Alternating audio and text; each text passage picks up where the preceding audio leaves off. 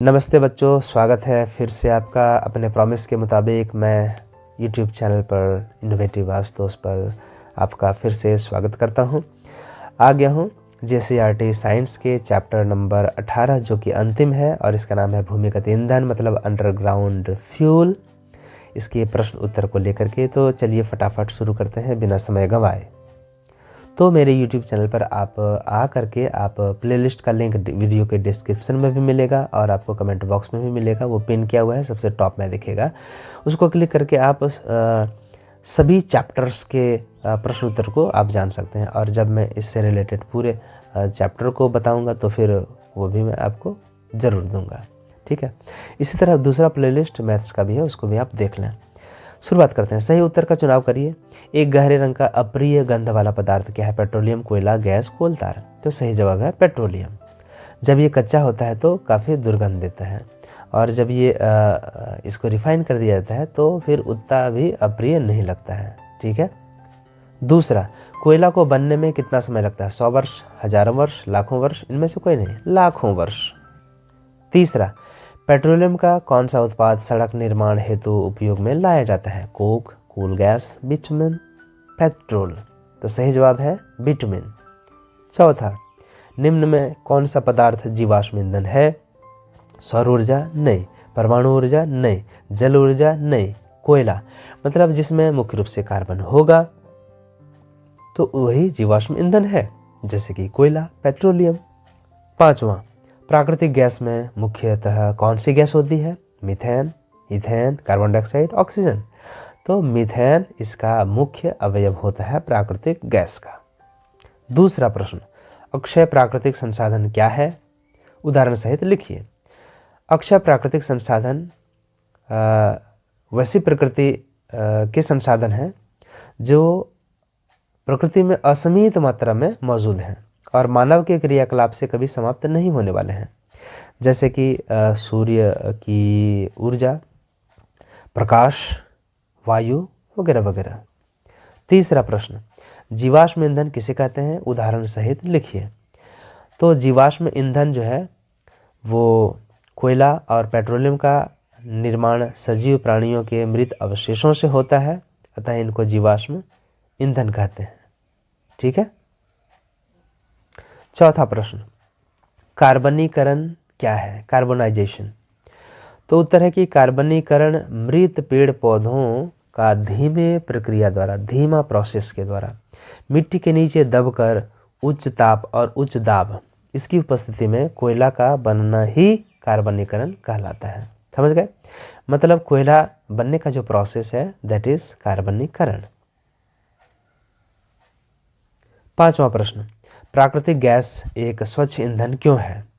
तो गैस एक स्वच्छ ईंधन इसलिए है क्योंकि गैस को जलाने पर न ही बहुत धुआं छोड़ती है और न ही अपशिष्ट पदार्थ बचता है, प्रदूषण भी कम करता है। यही कारण है कि प्राकृतिक गैस एक अच्छा या स्वच्छ ईंधन है। छठा प्रश्न, समझाइए जीवाश्म ईंधन समाप्त होने वाले प्राकृतिक संसाधन क्यों हैं? तो उत्तर सिंपल सा है कि जीवाश्म ईंधन खत्म हो सकता है क्योंकि यह प्रकृति में निश्चित मात्रा में पाया जाता है। यह पेड़ पौधों के गलने से बनता है और प्राणियों के भी, जंतुओं के भी गलने से बनता है।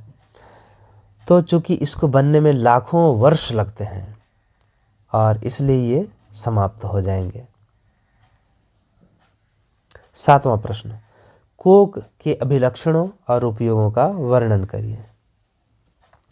कोक यह कठोर और छिद्रयुक्त भूरा काला पदार्थ है। इसमें 98% कार्बन रहता है। यह कार्बन का लगभग शुद्ध रूप है।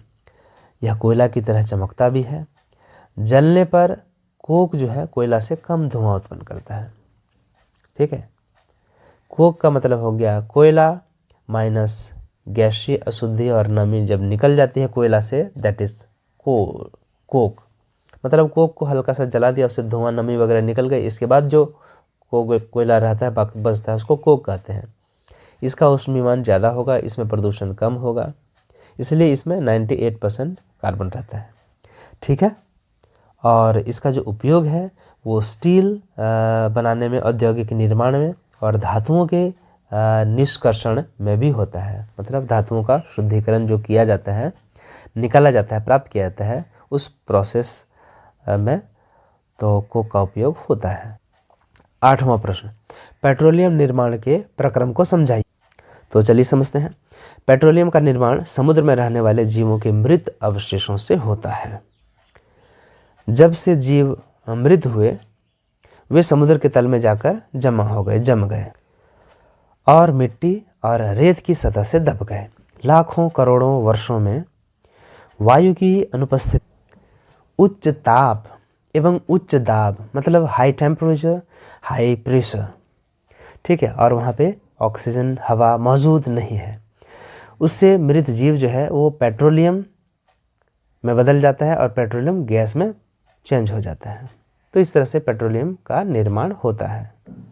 9th क्वेश्चन, मृत वनस्पति से कोयला किस प्रकार बनता है, यह प्रोसेस क्या कहलाता है। मतलब दोनों प्रश्न दिया हुआ है, पेट्रोलियम कैसे बनता है और कोयला भी कैसे बनता है।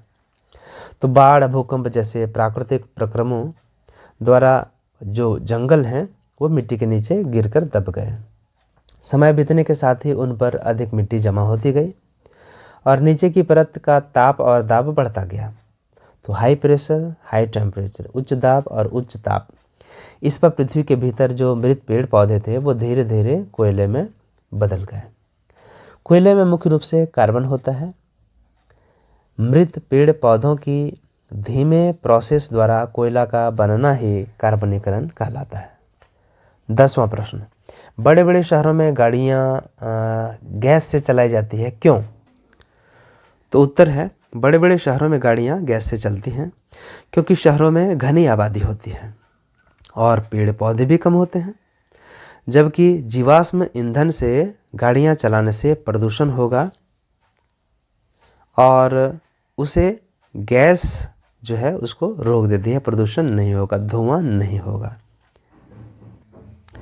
11वां नंबर, अगर जीवाश्म ईंधन समाप्त हो जाए तो हमारे जीवन में क्या प्रभाव पड़ेगा। तो उत्तर है, यदि कोयला, पेट्रोलियम खत्म हो जाएंगे तो हमारे लिए परिवहन करना बहुत मुश्किल हो जाएगा क्योंकि अधिकतर वाहन पेट्रोलियम पर ही निर्भर होते हैं। पृथ्वी पर परिवहन जो है वो मुश्किल हो जाएगा और यदि कोयले समाप्त हो जाएंगे तो हम एक अद्वितीय जीवाश्म ईंधन खो देंगे। कोयला का उपयोग विभिन्न घरेलू और औद्योगिक उद्देश्यों के लिए भी किया जाता है, ठीक है। और अच्छा प्रभाव ये होगा कि प्रदूषण कम हो जाएगा। 13वां और अंतिम प्रश्न, जीवाश्म ईंधन का प्रयोग किस प्रकार करना चाहिए ताकि इनका उपयोग आने वाली पीढ़ी भी कर सकें। तो जीवाश्म ईंधन का उपयोग कम से कम करें और केवल तभी उपयोग करना चाहिए जब इसकी ज़रूरत हो। दूसरा, जीवाश्म ईंधन की बर्बादी रोकना चाहिए। अनायास लोग कोयला वगैरह में आग लगा करके छोड़ देते हैं, पेड़ों में, जंगलों में आग लगा के छोड़ देते हैं। यदि जंगलों में आग लग जाती है तो उसे बुझाने का भी उपाय होना चाहिए। ऊर्जा के नवीकरणीय स्रोतों जैसे कि सौर ऊर्जा है, प्रकाश ऊर्जा हो गया का उपयोग। दूसरा पवन ऊर्जा है। तीसरा परमाणु ऊर्जा है, या ऐसे ही और भी कुछ जलीय ऊर्जा है, हो सकती है, उसका उपयोग कर सकते हैं। सार्वजनिक परिवहन का उपयोग करना चाहिए। कारपूलिंग का प्रयास करें और छोटी दूरी के लिए साइकिल का ही उपयोग करें या फिर पैदल जाएं, है ना। और खाना पकाने के लिए ईंधन के रूप में बायोगैस का प्रयोग करें, इससे भी हमारे पर्यावरण में कम प्रदूषण की कमी आएगी और हमारा जीवाश्म ईंधन बचा रह सकेगा। तो इस वीडियो में इतना ही, मिलते हैं फिर नए वीडियो में, फिर नए टॉपिक, नए विषय के साथ। तब तक आप सभी का हार्दिक धन्यवाद। तो ये था अंतिम चैप्टर आपका साइंस का। अब आने वाले दिनों में मैं मैथ्स पर भी आपको कुछ बताऊंगा और जीके पर भी बताऊंगा ताकि आने वाले दिनों में जब आप कॉम्पिटिटिव एग्जाम्स में बैठें तो आपको सहूलियत हो मेरे वीडियोस देखकर।